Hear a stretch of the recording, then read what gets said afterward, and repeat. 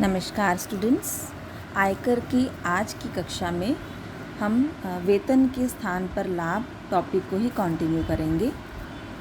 वेतन के स्थान पर लाभ में हमने इससे पहले 2 टॉपिक्स डिस्कस किए थे, जिनमें एक था अर्जित अवकाश वेतन यानी कि अर्नड लीव सैलरी और दूसरा था ग्रेच्युटी।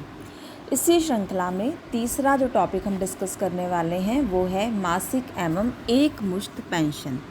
अवकाश ग्रहण करने के बाद यानी कि रिटायर होने के बाद एम्प्लॉयर एम्प्लॉई को उसके जीवन यापन के लिए पेंशन स्वीकृत करता है।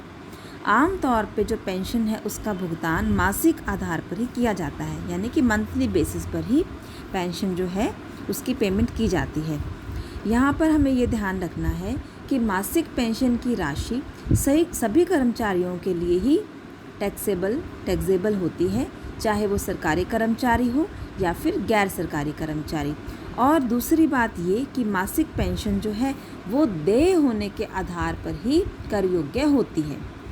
कर्मचारी की मृत्यु के बाद यदि पारिवारिक किसी सदस्य को पेंशन प्राप्त होती है तो ऐसी पेंशन जो है वो प्राप्तकर्ता के लिए वेतन शीर्षक में कर योग्य ना होकर अन्य साधनों से आय शीर्षक में कर योग्य होती है। ठीक है। दूसरा यहाँ पर है एक मुश्त पेंशन यानी कि commutation of pension. Commutation of pension का क्या मतलब है? यदि कोई कर्मचारी रिटायरमेंट के बाद नियमित रूप से मंथली पेंशन प्राप्त करने की जगह पर सारी या फिर पार्टली पेंशन, या तो सारी की सारी या फिर आंशिक रूप से पेंशन एक मुश्त यानी कि इकट्ठी प्राप्त करता है, तो ऐसी एक मुश्त राशि के लिए हमें उसको कैसे टैक्सेबल या टैक्स फ्री जो है मानना है, उसके बारे में हम यहाँ बात कर रहे हैं। तो इसके अंदर यदि तो केंद्रीय या राज्य सरकार का कर्मचारी है या स्थानीय सत्ता का या किसी वैधानिक निगम का कर्मचारी है, तो ऐसे कर्मचारियों को प्राप्त एक मुश्त पेंशन की राशि कर मुक्त होती है, पूरी तरह से वो कर मुक्त होती है। लेकिन यदि अन्य किसी कर्मचारी को एक मुश्त पेंशन की राशि प्राप्त हुई है तो उसके लिए प्रावधान कुछ अलग रहते हैं। यदि अन्य किसी कर्मचारी को एक मुश्त पेंशन प्राप्त हुई है तो वो निम्न सीमा तक कर मुक्त होती है। यहाँ पर हमें 2 पॉइंट्स को देखना है। यदि कर्मचारी को ग्रेच्युटी की राशि भी मिलती है, यदि उसे पेंशन के साथ साथ ग्रेच्युटी भी मिलती है, तो उसकी कुल पेंशन का 1/3 भाग कर मुक्त होगा। और दूसरा, यदि कर्मचारी को केवल एक मुश्त पेंशन ही प्राप्त होती है, ग्रेच्युटी प्राप्त नहीं होती, तो उसे कुल पेंशन का 1/2 यानी कि आधा भाग कर मुक्त होगा। ध्यान दीजिएगा, ये दोनों पॉइंट जो हम डिस्कस कर रहे हैं, ग्रेच्युटी मिलती है या नहीं मिलती है। ग्रेच्युटी मिलने पर 1/3 भाग कुल पेंशन का और ग्रेच्युटी ना मिलने पर कुल पेंशन का 1/2 भाग। ये दोनों ही पॉइंट्स हम अन्य कर्मचारियों की बात कर रहे हैं। इसमें हम केंद्रीय या राज्य सरकार के कर्मचारी, स्थानीय सत्ता के कर्मचारी या किसी वैधानिक निगम के कर्मचारियों की बात यहाँ नहीं कर रहे हैं, क्योंकि केंद्रीय राज्य सरकार के कर्मचारियों, स्थानीय सत्ता और वैधानिक निगम के कर्मचारियों के लिए तो एक मुश्त पेंशन की राशि पूरी तरह से कर मुक्त होती है। और अन्य किसी कर्मचारी की दशा में हमें यह विचार करना है कि उसे एक मुश्त पेंशन की राशि के साथ ग्रेच्युटी प्राप्त हो रही है अथवा नहीं। और ग्रेच्युटी प्राप्त हो रही है तो पेंशन का 1/3 भाग, और ग्रेच्युटी प्राप्त नहीं हो रही है तो कुल पेंशन का 1/2 भाग हमें कर मुक्त करना होगा। ये तो था मासिक और एक मुश्त पेंशन के बारे में। अगला यहाँ पर है क्षतिपूर्ति यानी कि कॉम्पनसेशन। कॉम्पनसेशन कर्मचारी को नियोक्ता से यदि किसी भी नाम से कोई राशि यदि क्षतिपूर्ति के रूप में प्राप्त होती है तो वह वेतन शीर्षक की आय मानी जाती है और पूरी तरह से कर योग्य होती है। लेकिन अगर ऐसी कॉम्पनसेशन छंटनी के समय यानी कि रिट्रेंचमेंट के समय प्राप्त होती है, रिट्रेंचमेंट का मतलब क्या है? श्रमिकों की संख्या में कमी करना या छंटनी करना। यदि कोई क्षतिपूर्ति उस समय प्राप्त होती है या फिर नियोक्ता के उद्योग के बंद होने के कारण श्रमिक को सेवा से या सर्विस से हटा दिया जाए उसके फलस्वरूप कोई कॉम्पनसेशन प्राप्त होती है, तो ऐसी कॉम्पनसेशन के लिए हमें 3 बिंदुओं की तुलना करनी होती है और उन तीनों में से जो राशि सबसे कम होती है उसे हमें कर मुक्त मानना होता है। तो ये कौन से 3 पॉइंट्स हैं? देखिए, ए में हमें लेना है प्राप्त वास्तविक राशि, यानी कि क्षतिपूर्ति के रूप में जो वास्तव में राशि प्राप्त हुई है उसे हमें ए बिंदु के अंतर्गत लेना है। बी में सेवा के वर्ष गुना 15 गुना दैनिक औसत वेतन, तो ये जो भी अमाउंट आएगी सेवा के वर्षों का गुना 15 और उसका गुना दैनिक औसत वेतन से करने पर उसे हम सेकंड या बी पॉइंट में लिखेंगे और सी पॉइंट में 5 लाख रुपया। अब आपको ए, बी और सी की तुलना करनी है और इन तीनों राशियों में से जो भी राशि सबसे कम होगी उसे ही हमें कर मुक्त मानना है। यहाँ कुछ एक चीज़ें स्पष्टीकरण के तौर पे नीचे लिख दी हैं मैंने कि सेवा के वर्षों की गणना के लिए 6 महीने से ज़्यादा की अवधि को 1 साल मान लिया जाता है। यानी कि यदि किसी की जो सेवा की अवधि है वो 10 साल और 10 महीने है तो उसे हम 10 महीने, क्योंकि 6 महीने से ज़्यादा है तो हम उसे 11 साल मान लेंगे। दूसरा, वेतन से यहाँ क्या मतलब है? वेतन से आशय बोनस को छोड़कर सभी भत्ते यानी कि अलाउंस जो है और सुविधाओं के मूल्य सहित पूरे पारिश्रमिक से है।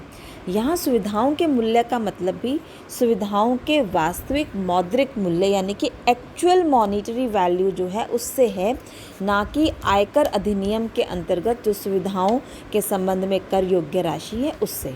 ठीक है। और तीसरा यहाँ लिखा है दैनिक औसत वेतन की गणना छंटनी से तुरंत पहले के 3 महीनों के वेतन के आधार पर की जाएगी। और दुर्घटना में यदि कोई कर्मचारी अपंग हो जाता है या उसकी मृत्यु हो जाती है या वो मानसिक रूप से असक्षम हो जाता है तो ऐसी दशा में नियोक्ता को जो है वो कर्मचारी को क्षतिपूर्ति अधिनियम 1948 में वर्णित जो प्रोविजंस है उनके अनुसार क्षतिपूर्ति का भुगतान करता है। जैसे भोपाल गैस दुर्घटना के समय कार्यरत श्रमिकों को भुगतान किया गया था। तो ऐसी स्थिति में कर्मचारी या उसके परिवार के सदस्यों को ऐसी प्राप्त क्षतिपूर्ति पूरी तरह से टैक्स फ्री होती है। तो ये आपका पॉइंट था क्षतिपूर्ति का, बेसिकली रिट्रेंचमेंट पर प्राप्त होने वाली क्षतिपूर्ति का। और अगला पॉइंट यहाँ पर है स्वैच्छिक सेवानिवृत्ति योजना के तहत प्राप्त राशि। स्वैच्छिक सेवानिवृत्ति यानी कि वॉलंटरी रिटायरमेंट, जिसे हम आम भाषा में VRS भी कह देते हैं, आप सभी फेमिलियर होंगे इस टर्म से। VRS यानी कि समय से पहले ऐच्छिक रूप से सेवानिवृत्ति यानी कि रिटायरमेंट ले लेना। तो यदि किसी कर्मचारी ने VRS के अंतर्गत रिटायरमेंट प्राप्त की है तो ऐसी स्थिति में उसके लिए उस समय प्राप्त जो राशि है उसमें से कितनी राशि कर मुक्त मानी जाएगी उसे हमें देखना है। तो इसके अंदर जो क्षतिपूर्ति है वो हमें 4 बिंदुओं की जो है वो तुलना करनी है उस कर मुक्त राशि की गणना के लिए। पहला, प्राप्त वास्तविक राशि। दूसरा, सेवा के पूर्ण वर्ष गुना 3 गुना वेतन। तीसरा, सेवानिवृत्ति की बची हुई अवधि का वेतन। और चौथा, 5 लाख। देखिए, ए बिंदु में तो सिंपली जो राशि प्राप्त हुई है वास्तव में उसे हमने ए बिंदु में रख लिया है। दूसरा, बी बिंदु में रखा है सेवा के पूर्ण वर्ष। पूर्ण वर्ष मतलब जैसे कि किसी की जो सर्विस का पीरियड रहा है या जो सर्विस रही है वो 27 साल और 11 महीनों की रही है, तो ऐसी स्थिति में सेवा के पूर्ण वर्ष यानी 27 वर्ष, ऊपर के 11 महीनों को हमें छोड़ देना है, एक्सक्लूड कर देना है, यानी कि महीनों को ध्यान में नहीं रखना, केवल सेवा के पूरे वर्षों को हमें लेना है, उसका गुना 3 से करना है और उसका गुना वेतन से करना है। ठीक है। और तीसरे पॉइंट में सेवानिवृत्ति की बची हुई अवधि यानी कि उसको एक्चुअल या जो लीगली रिटायर होने में कितना समय था उस बचे हुए समय का, यानी VRS कब ली और अभी समय कितना उसका रह रहा था, तो उस अवधि का वेतन। और चौथे पॉइंट में 5 लाख। इन चारों की तुलना करने पर जो राशि सबसे कम होती है वही यहाँ पर हमें कर मुक्त माननी होती है। तो यहाँ वेतन से हमारा क्या मतलब है? वेतन से मतलब है अंतिम महीने का वेतन। अंतिम महीने के वेतन में बिक्री पर कमीशन और अंतिम महीने के महंगाई भत्ते को जोड़ दिया जाता है। लेकिन महंगाई भत्ता केवल उसी स्थिति में जोड़ा जाएगा यदि वह सेवा की शर्तों के अनुसार होगा। इसके अलावा सेवा के वर्षों की गणना ये मैं आपको बता ही चुकी हूँ कि पूरे वर्षों में की जाएगी। 25 साल 10 माह की अवधि को 25 साल ही माना जाएगा। तो ये आपका था 5वां पॉइंट, स्वैच्छिक सेवानिवृत्ति योजना के अंतर्गत प्राप्त राशि। इसके बाद आपको नेक्स्ट पॉइंट देखना है छठा, नौकरी से हटाए जाने की सूचना अवधि का वेतन, या इसे हम नोटिस पीरियड सैलरी कह देते हैं। यदि एम्प्लॉयर द्वारा एम्प्लॉई को हटाने पर कोई इस प्रकार का वेतन या इस प्रकार की राशि मिलती है तो ऐसी संपूर्ण राशि कर योग्य होगी।